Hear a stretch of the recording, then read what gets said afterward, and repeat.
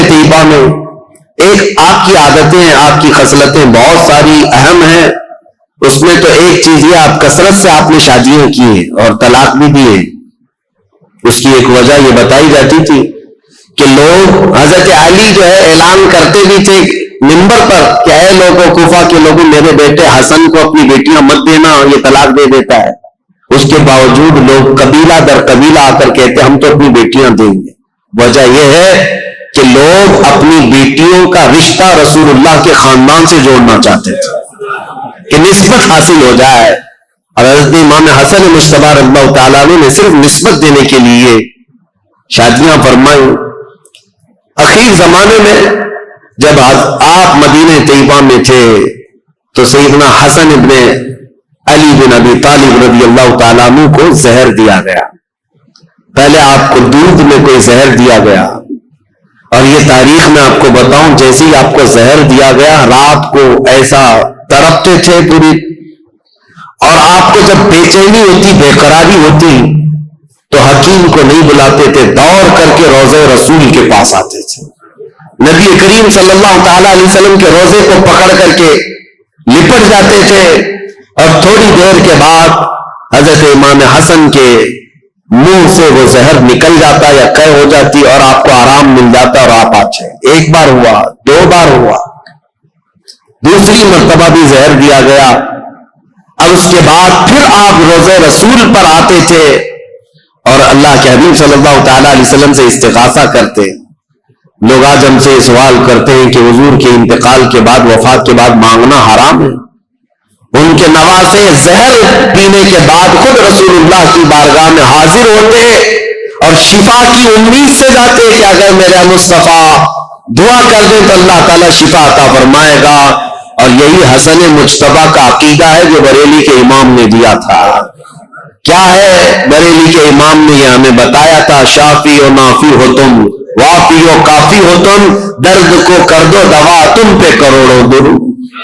حضرت حسن مجتبی رضی اللہ تعالیٰ عنہ کو تیسری مرتبہ شربت میں ہیرے کی انی کاٹ کر کے، ٹکڑے کر کے، ہیرا جو ہوتا ہے اس کا جو برادہ ہوتا ہے پاؤڈر، یہ شربت میں ملا کر حضرت امام حسن کو پلایا گیا تھا، اور جیسے ہی یہ پلایا گیا حضرت امام حسن رضی اللہ تعالیٰ عنہ کے پیٹ میں اتنی سخت تکلیف ہوئی کہ پوری انتڑیاں کٹ کٹ کر کے آپ کے منہ سے باہر آ گئی۔ ہیرا اگر کٹا ہوا ہیرا اگر کسی کے پیٹ میں چلا جائے تو پوری انتڑیوں کو اور کلیجے کو سب کو پھاڑ دیتا ہے۔ حضرت حسن مجتبی رضی اللہ تعالیٰ عنہ کو ہیرے کی انی کاٹ کر کے شربت میں ملا کر پلایا گیا، اور انتڑیاں کٹ کر کے جب باہر آتی تھی اس وقت بھی آپ روضہ رسول کے پاس تھے۔ امام حسین رضی اللہ تعالیٰ عنہ اس وقت آپ کے پاس موجود تھے، اور آپ لپٹ کر کے روتے تھے اور کہتے تھے بھائی جان، آپ کو پتا ہے کس نے آپ کو زہر دیا اور کون یہ کام کر رہا ہے؟ اللہ کے لیے اللہ کا واسطہ دیتا ہوں، مجھے بتا دے۔ حضرت امام حسن کیا کہتے اپنے سگے بھائی امام حسین سے؟ کہتے کہ اگر میں بتا دوں جس کے بارے میں مجھے شک ہے، اور اگر وہ نہیں ہوا حقیقت میں، تو بلا وجہ میں کسی ایک شخص کے اوپر تہمت لگانے کے جرم میں قیامت کے دن پکڑا جاؤں گا، اور اگر وہی شخص ہے جس نے مجھے زہر دیا ہے میرے کہنے کے بعد، اگر وہی شخص ہے تو اس کو تو تم قتل کر ڈالو گے، اور شک میں ایک آدمی کا قتل ہمیشہ سر پر بوجھ رہتا ہے، اس لیے میں یہ معاملہ اللہ کے حوالے کرتا ہوں۔ بہت سارے لوگوں، شیعہ لوگوں نے تو روایت یہ بیان کی ان کی بیوی نے زہر دیا تھا۔ بہرحال روایتیں الگ الگ لائی گئی، لیکن صحیح روایت سے ثابت نہیں۔ امام حسن نے کبھی یہ نہیں کہا کس نے زہر دیا، یہاں تک کہ اپنے بھائی امام حسین رضی اللہ تعالیٰ عنہ کو کئی وصیتیں انہوں نے فرمائی، اور ایک وصیت امام حسن کی یہ تھی، سنیے بڑی دردناک بات ہے۔ اپنے انتقال سے پہلے اپنے بھائی امام حسین سے کہا، میرے چھوٹے بھائی، میری ایک خواہش ہے، میرا جب انتقال ہو تو ماں عائشہ صدیقہ کے پاس جائیں اور ان سے اجازت لیں ان کے حجرے میں جہاں رسول اللہ صلی اللہ تعالی علیہ وسلم دفن ہے حسن کو بھی جگہ دے دی جائے، میں وہیں دفن ہونا چاہتا ہوں۔ اور اگر اس مسئلے میں کوئی اختلاف ہو جائے یا کوئی تعرض کرے یا کوئی معاملہ پیش آنے لگ جائے تو پھر تمہارے لیے وصیت ہے کہ میری ماں کے قدموں میں جنت البقیع میں دفن کر دیا جائے۔ امام حسین کو یہ جب وصیت کی، حضرت ابو ہریرہ بھی وہاں تھے۔ انتقال ہو گیا، آپ کی جنازہ پڑھی گئی، فرمایا گیا کہ اس دن پورے مدینے میں آپ کے جنازے پر اتنی بھیڑ تھی کہ اگر اوپر سے سوئی گرائی جاتی تو زمین پر نہیں گرتی، اتنے لوگوں کا مجمع تھا، پورا مدینہ بھر گیا تھا۔ بے اختیار لوگوں کی چیخیں نکلی تھی مدینہ طیبہ میں، کیونکہ امام حسن کو مدینہ طیبہ میں بچپن سے لوگوں نے دیکھا تھا۔ اب حضرت امام حسین سیدہ عائشہ صدیقہ کے گھر آئے، ام المومنین اس وقت باحیات تھی۔ سیدہ عائشہ صدیقہ رضی اللہ تعالیٰ عنہ سے آ کر کے کہا کہ میرے بھائی کی یہ خواہش تھی کہ رسول اللہ صلی اللہ تعالیٰ علیہ وسلم کے حجرے میں دفن ہو جائیں۔ حضرت عائشہ صدیقہ نے اجازت دی تھی، میری طرف سے اجازت ہے، جاؤ۔ رسول اللہ صلی اللہ علیہ وسلم ان سے بے حد پیار کرتے تھے، بہت محبت کرتے تھے، اگر وہ رسول اللہ کے پہلو میں رہیں گے تو یہ ان کا حق ہے۔ امام حسن کے لیے ماں عائشہ صدیقہ نے اجازت دے دی، اور جب امام حسین آئے تو مدینے کا جو گورنر تھا مروان، جس کو گورنری دی گئی تھی، والی مدینہ بنا تھا، حاکم تھا، یہ آیا اور تلوار نکال کر کھڑا ہو گیا، کہا کہ جب یہاں پر عثمان بن عفان نہیں دفن ہوئے تو پھر میں علی کے بیٹے کو بھی یہاں دفن ہونے نہیں دے سکتا۔ تلوار نکل گئی۔ حضرت امام حسین نے بھی تلوار نکالی تھی اس وقت کہ نہیں، طاقت کے زور پر ہی صحیح میرے بھائی حسن کا یہ حق ہے، وہ رسول اللہ کے قدموں میں دفن ہوں گے۔ لیکن جب یہ جنگ ہونے جیسی نوبت آئی تو حضرت حضرت ابو ہریرہ رضی اللہ تعالیٰ عنہ، جو کثرت سے رسول اللہ کی حدیثوں کے راوی ہیں، وہ اس وقت امام حسین کے پاس آئے اور کہا، پہلے تو انہوں نے مروان کو اتنی ڈانٹ لگائی اور کہا تو ظلم کی تلوار اپنے ہاتھ میں پکڑا ہے، تجھے پتا ہے کس کے متعلق یہ بات کی جا رہی ہے؟ رسول اللہ کے نواسے ہیں، جن کے گھر سے پوری دنیا میں شریعت نکلی ہے، جن کے گھر بے اجازت جبرائیل نہیں آتے تھے، تجھے پتا ہے۔ اور اس کے بعد جب وہ سر پھرا شخص مروان جنگ پر آمادہ تھا تو حضرت ابو ہریرہ نے امام حسین کو یہ سمجھایا، کہا کیا آپ کو اپنے بڑے بھائی کی یہ وصیت یاد نہیں؟ امام حسن نے یہ بھی وصیت کی تھی کہ اگر میرے جنازے پر اختلاف ہوا، کسی نے تعرض کیا تو زور زبردستی اور طاقت کا استعمال نہ کرنا، میری ماں کے قدموں میں جنت البقیع میں دفن کرنا۔ امام حسین کو جیسی انہوں نے یہ وصیت یاد دلائی، حضرت امام حسین پیچھے ہٹ گئے، اور پھر امام حسن کا جنازہ مبارکہ جنت البقیع میں لایا گیا، اور سیدہ فاطمہ الزہرا رضی اللہ تعالیٰ عنہا کے قدموں میں حضرت امام حسن ہمیشہ کے لیے دفن ہوئے ہیں۔ یہ تاریخ رسول کریم صلی اللہ تعالیٰ علیہ وسلم کے ایک شہزادے کی ہے۔ اب دور تھا امیر معاویہ کا، 40 ہجری کے بعد جو دور ہوا ہے، امیر معاویہ یہ ابو سفیان کے بیٹے، ابو سفیان یہ بھی صحابی ہے، امیر معاویہ کی ماں ہندہ ہے۔ معاملہ ایسا ہے، لیکن ایک بات یاد رکھیں، یہ رسول اللہ کے صحابہ ہیں، کبھی بھی ان کے متعلق بدگمانی نہ پالنا۔ پہلے کے حالات بہت مختلف رہے ہیں، بہت الگ رہے ہیں۔ یہ ابو سفیان وہی ہیں جو جنگ بدر میں رسول اللہ کے مقابل میں آئے تھے، پورا مکہ لے کر کے، اور جنگ احد میں بھی حضور کے مقابل میں رہے، جنگ خندق میں بھی مقابل میں رہے، کئی جنگوں میں حضور صلی اللہ تعالی علیہ وسلم کے آمنے سامنے آئے۔ اس وقت امیر معاویہ بھی ان کے ساتھ ہی رہے، لیکن یہ پورا گھرانہ امیر معاویہ سے لے کر ابو سفیان اور ہندہ سارے لوگ جس دن مکہ فتح ہوا 7 ہجری، اس دن رسول اللہ صلی اللہ علیہ وسلم کے دامن سے وابستہ ہوئے، ایمان لائے۔ اس سے پہلے ایمان لائے ہوئے نہیں تھے، لیکن حضور کا یہ فرمان ہمیشہ یاد رکھنا، میرے آقا نے منبر پر کھڑے ہو کر کے اعلان فرمایا ہے، جو اسلام لاتا ہے، اسلام لانا اس سے پہلے کے سارے کاموں کو ختم کر دیتا ہے۔ کفر کیا، شرک کیا، گناہ کیا، جو کچھ بھی کیا تھا، لیکن اسلام لانے کے بعد پہلی والی چیزوں کا مواخذہ نہیں کیا جائے گا۔ اسلام ساری چیزوں کو مٹا دیتا ہے جو اسلام لاتا ہے، یہ فرمان ہمیشہ یاد رکھیں۔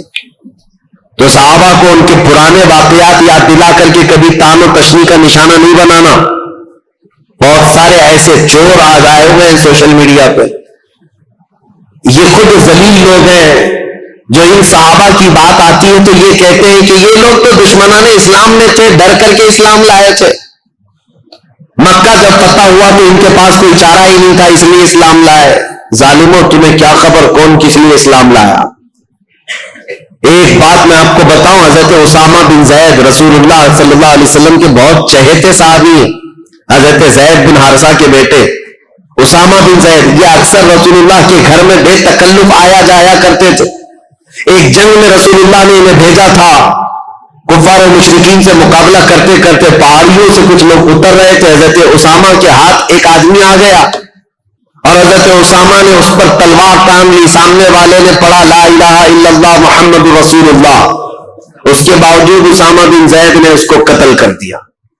کہا ابھی میرے ہاتھ میں آیا ہے اور کلمہ پڑھ رہا ہے، تلوار اٹھایا یہ دیکھ کر کلمہ پڑھ رہا ہے۔ لیکن جو صحابہ تھے ان کو یہ بات بری لگی، حضور صلی اللہ تعالی علیہ وسلم کے پاس آئے اور اس مسئلے کو رکھا، کہا یا رسول اللہ صلی اللہ علیہ وسلم، آپ کا فرمان تو ہے کہ جب کوئی کلمہ طیبہ پڑھتا ہو تو اس کے خلاف تلوار نہیں اٹھا سکتے، لیکن اسامہ بن زید نے آج ایک ایسے شخص کو قتل کر دیا جو کلمہ پڑھ رہا تھا سامنے۔ اسامہ بن زید کو حضور نے بلایا، یہ صحیح حدیث پاک ہے، مسلم شریف میں بھی ہے۔ نبی کریم صلی اللہ تعالی علیہ وسلم نے پوچھا ہے اسامہ کیا تم نے ایسا کیا ہے؟ اسامہ بن زید نے کہا یا رسول اللہ وہ تو ڈر کے مارے کلمہ پڑھ رہا تھا، میں نے جب تلوار اٹھائی تب وہ کلمہ پڑھ رہا تھا۔ حضور اتنے جلال میں آئے اور کھڑے ہو گئے اور کہا اے اسامہ کیا تو نے اس کا دل چیر کر کے دیکھا تھا کہ وہ ڈر کر کے پڑھ رہا تھا کہ اللہ کے لیے پڑھ رہا تھا؟ زندگی بھر حضرت اسامہ بن زید کو اس بات کی شرمندگی تھی، قلق تھا، ملال تھا۔ یاد رکھو میرے عزیزوں، جب اتنی بات کے لیے رسول کریم صلی اللہ تعالی علیہ وسلم نے ڈانٹ لگائی تھی تو پھر آپ یہ جو سوشل میڈیا میں بھوگتے ہیں کہ امیر معاویہ، ابو سفیان، ہندا، یہ سب تو ڈر کر کے اسلام لائے تھے، فتح مکہ کے دن ان کے پاس کوئی چارہ نہیں تھا، تو کس کے بارے میں بتاؤ گے؟ اگر پرانے واقعات نکالو گے تو ابو جہل کے بیٹے اکرمہ رضی اللہ تعالیٰ یہ بھی ایمان لائے، صحابی ہیں، باپ ابو جہل ہے۔ اور اگر اسی طرح پرانے معاملات لاؤ گے تو خالد بن ولید کے بارے میں کیا کہو گے، جنہوں نے مسلمانوں کی جیتی ہوئی جنگ کا پانسا پلٹ دیا تھا احد کے میدان میں۔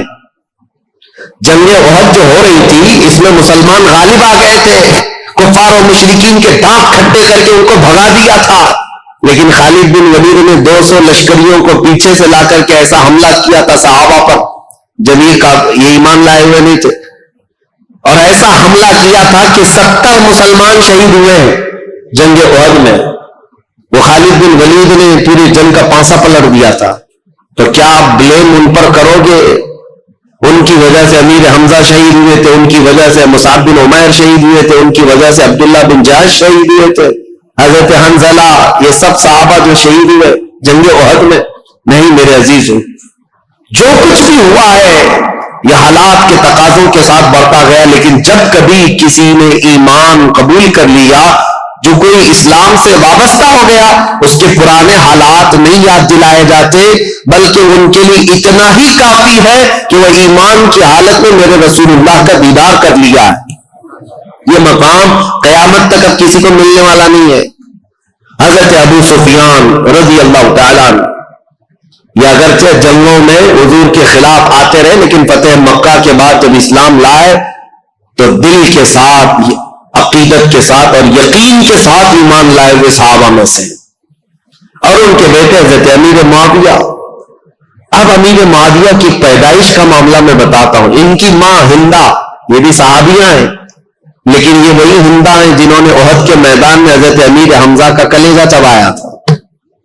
دیکھیے حالات کو اگر آپ بتائیں گے تو معاملات بہت سارے ہوئے ہیں، کیونکہ اس وقت جنگیں چل رہی تھی، اور امیر حمزہ کا کلیجہ انہوں نے اس لیے چبایا تھا کہ ہندا کے باپ کا امیر حمزہ نے بدر میں مارا تھا، ہندا کے بھائی کو قتل کیا تھا، تو جس کے گھر میں یہ سب معاملات چل رہے ہوں، جنگوں کا تقاضا تھا اس وقت، لیکن بعد میں وہ ایمان لائیں۔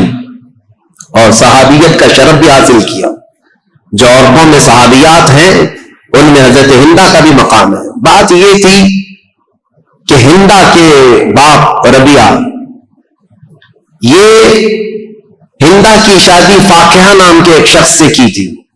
فاقیہ بڑا امیر آدمی تھا، مکہ کا رہنے والا، اور وہ ایک مرتبہ اپنے بیوی ہندا کے ساتھ بیٹھا ہوا تھا، اور اس وقت جتنے شاعر آتے تھے دور دراز سے وہ فاقیہ کے پاس آتے، وہ سب کو پیسے بہت لوٹاتا تھا. تو تھوڑی دیر کے لیے کسی کام سے نکل کر باہر گیا. ہندا اکیلی بیٹھی تھی جھوپڑی میں. تو ایک کوئی اجنبی شاعر آیا اور جیسی وہ خیمے کے پاس آیا، اندر دیکھا عورت اکیلی ہے، تو دروازہ پردہ گرا کر وہ واپس چلا گیا کہ ہندا اکیلی ہے، شوہر نہیں ہے، فاقیہ موجود نہیں. اسی اسنا میں وہ شاعر جا رہا تھا، فاقیہ اندر آ رہا تھا. فاقیہ نے آتے ہی پوچھنا شروع کر دیا، اس مرد سے تیرا کیا تعلق ہے؟ اس اجنبی آدمی نے تیرے ساتھ اکیلے میں کیوں ملاقات کی؟ وہ اتنا شکی مزاج تھا کہ اس نے ہندا کا جینا تنگ کر دیا، بہت سخت شست کیا، اور اس کے بعد ہندا روتی ہوئی اپنے باپ کے پاس آ گئی. تو جو ہندا کا باپ ہے ربیعہ، اس نے کہا کہ سچ سچ بتا ہوا کیا تھا؟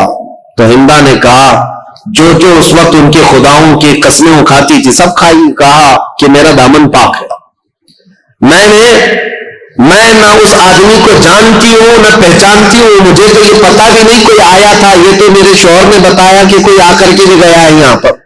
ہندا نے یہ سب باتیں کی. اب معاملہ یہاں تک پہنچا کہ ہندا کے باپ نے یہ کہا کہ اس مسئلے کو ہم، ایک مشہور کاہن تھا، عیسائی کاہن جو ہوتے ہیں جوتش جس طرح کے، ان کے پاس جا کر کے اس مسئلے کو رکھیں گے. یمن کا رہنے والا ایک جوتش ہے جو باتیں بھوشمانی کرتا ہے، اس کے سامنے یہ مسئلے کو رکھیں گے اور جو حقیقت ہوگی وہ کھل کر کے آئے گی. ہندا نے کہا ٹھیک ہے چلتے ہیں. فاقیہ سے کہا گیا تو وہ بھی چلنے کو تیار تھا. وہ اپنے ساتھ خاندان کو لے لیا فاقیہ کو، اور ہندا کی سہیلیاں اور اس کا باپ یہ سارے لوگ نکل پڑے یمن. اور جیسے یمن پہنچے تو ہندا کے جسم میں پیلا پنانے لگ گیا اور وہ ڈر کے مارے کانپنے لگ گئی. ہندا باپ نے کہا تو چور ہوگی پھر، یا تو ڈر رہی ہے. جیسے ہی ہم کاہن کے پاس آئے تو ڈرنے لگ گئی. کہا میں ڈر نہیں رہی اس بات سے کہ میں گناہگار ہوں، میں ڈر رہی ہوں اس بات سے کہ یہ اٹکل پچو مارنے والے جوتش لوگ، اگر اس کا بتایا ہوا کبھی غلط نکل گیا، میں تو ویسے گنہگار نہیں ہوں لیکن اس کا کہا ہوا سچ ہے، یہ کیسے 100% یقین ہوگا؟ اگر اس نے غلطی سے کہہ دیا کہ میں نے کوئی غلط کیا ہے تو پورے عرب میں میری بدنامی ہوگی اور ہمیشہ کے لیے میرا نام زانیوں میں شمار ہو جائے گا. اس لیے میں ڈر رہی ہوں. یعنی مکہ کے جاہل لوگ تھے، مکہ کے بت پرست تھے، جیسے بھی تھے، لیکن ان کو اس بات کا بھی یقین تھا کہ جوتش لوگ اٹکل پچو مارتے ہیں. وہ بتوں کی پوجا کرنے والے بھی جانتے تھے کہ یہ پورا پکا نہیں بولتے. مجھے حیرت ہوتی ہے جاہل مسلمان کیسے طوطے والے بابا کے پاس جا کے بیٹھتے، طوطا نکال رہا ہے اور اس کا بھوش بتا رہا ہے، اور خود کا پتہ نہیں ہے، برج پر بیٹھا ہوا ہے، سڑک پر بیٹھا ہوا ہے، اور پالا ہوا ہے طوطا چٹیاں نکال کر. بڑے شوق سے لوگ اپنا مستقبل، اپنا فیوچر پوچھ رہے ہوتے. اور حیرت کی بات ہے طوطا بھی بتا رہا ہے اور کچھ لوگ اپنا ہاتھ لے جا کر کے بتا رہے ہیں، لکیر دیکھو اور بتاؤ ہمارا فیوچر کیسا ہے. لکیریں دیکھ کر کے بتانے والے. میرے عزیزو، اللہ تبارک و تعالیٰ نے تمہارے سامنے پورا قرآن رکھا ہے، دین اسلام کی مضبوطیاں.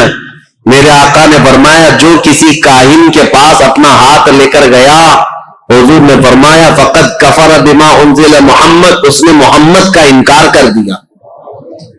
جو کچھ رسول اللہ پر اترا ہے اس کا اس نے انکار کر دیا.